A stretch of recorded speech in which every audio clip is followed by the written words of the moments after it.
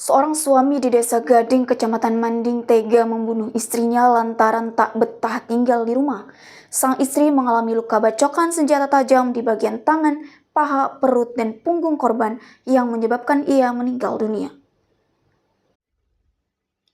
Seorang suami di Desa Gading, Kecamatan Manding, tega membunuh istrinya lantaran tak betah tinggal di rumah.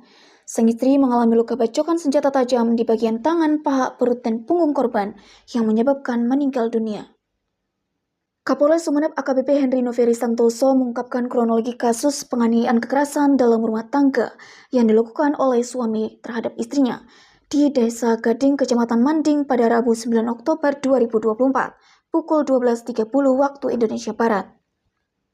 Berdasarkan keterangan saksi bahwa suami istri ini sering cekcok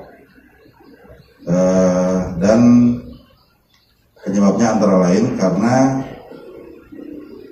istri merasa tidak nyaman, tidak betah di rumah, kemudian suami berusaha untuk mempertahankan supaya istrinya tetap berada di rumah. Faktor ekonomi kan?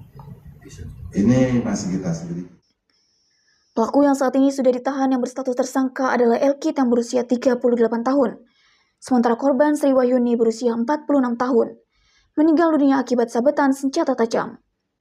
Kata AKBP Henry Noveri Santoso, pelaku sedang mengasuh celurit di rumah saudaranya yang tidak jauh dari rumahnya dan korban juga berada di teras rumah tersebut.